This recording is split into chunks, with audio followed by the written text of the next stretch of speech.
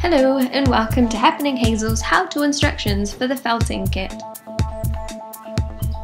This kit is a great starter kit before moving on to the more advanced needle felting. You'll find within this kit felt, needle, cotton and stuffing. It's quite simple really. Oh, and of course instructions. First thing you need to do is cut out the pieces from the instructions. I tend to cut out the square from the instructions just to make it easy, kind of like how I've done it in this video. Try and cut as close to the line as possible to ensure your leaf is the right shape. If you do accidentally cut into the shape, not to worry as you can fix this later on. You then want to just arrange the patterns on the felt, ensuring you have enough space for all pieces. Then trace around it, so you'll also need a pen, probably a felt tip pen. That's been the easiest for me. And you just want to trace around them. If the shape has been cut funny, trace slightly larger than the shape where the line is missing. Once you've done this, you want to cut it out with sharp scissors. So what I've used here is just little nail scissors. They work well with the felt, otherwise just any scissors you've got around that can cut felt.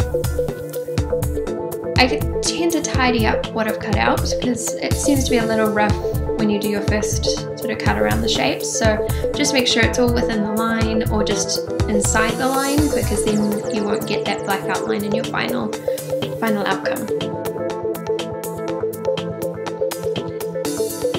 Now you'll be learning a new kind of sewing. You'll be learning how to do a whip stitch. So a whip stitch is just where you sort of go around the fabric. So you can see me doing it throughout this video. What we're going to do is we're going to start with the eyes, because you don't want to sew the eyes right through the whole thing. So take one piece of the felt body and arrange the eyes on the front which you think best. And then you want to just sew the eyes on. Of course, the other way, if you don't even want to use these eyes, you can just either sew them with cotton. I've done this on a previous one, or you can just draw them on with a felt tip pen. It does look best with the felt though. You also may need to use a pin to hold the eyes down as you're sewing, because sometimes they move about.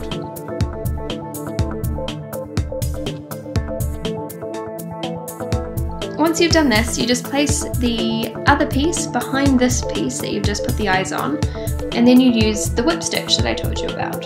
On the instructions, we do have a tutorial on the whip stitch, and you can also find this online. I've added a link below as well on how to do a whip stitch, if you don't know already, or the instructions aren't clear enough.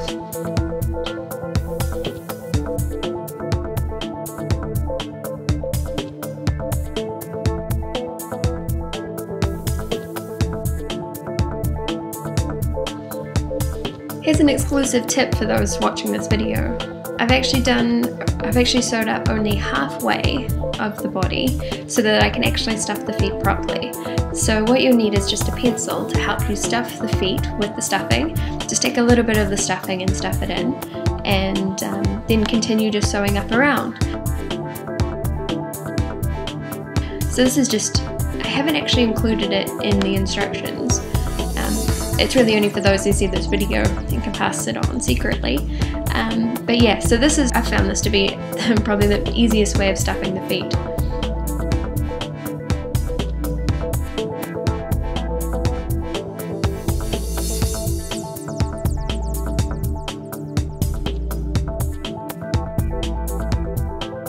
So once you've stuffed the feet, you then just continue sewing around, leaving a gap, either at the top or to the side of the leaf doll.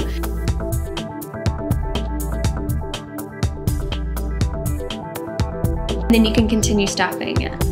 Use a pencil, it is helpful, but you can use your finger since you've just stuffed the feet already.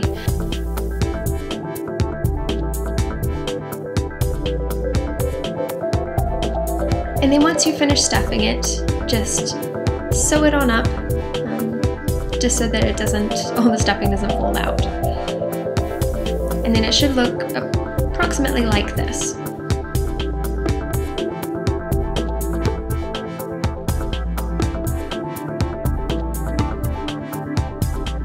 You next want to get the leaf attachment pieces and do exactly the same as what you've just done.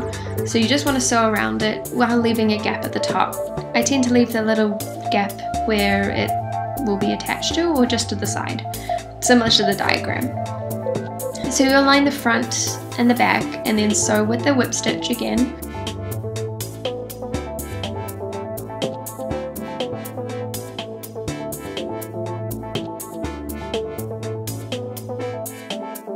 Then once you've finished that, you then want to stuff it so that it's a similar plumpness to the leaf doll main part. You may need to use a pencil or a toothpick again just to get into the corners, but there will be excess stuffing.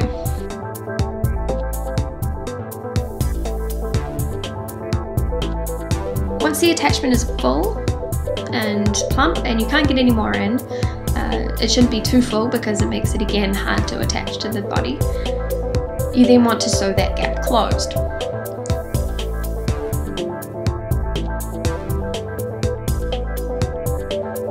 Once you've sewn up the gap, line it up with the top of the head and sew it onto the top.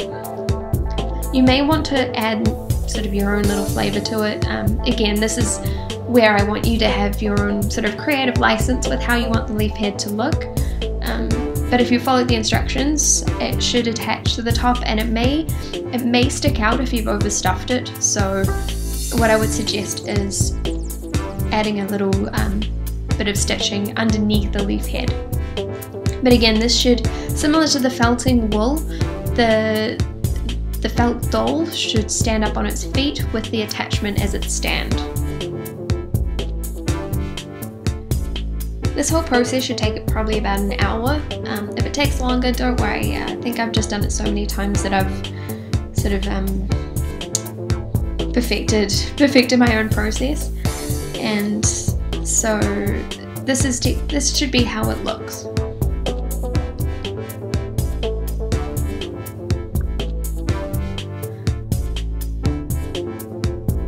Here we also have some other leaf plushies that I've made or have been made by people that have tried out the kits. You see they're all very different. The top one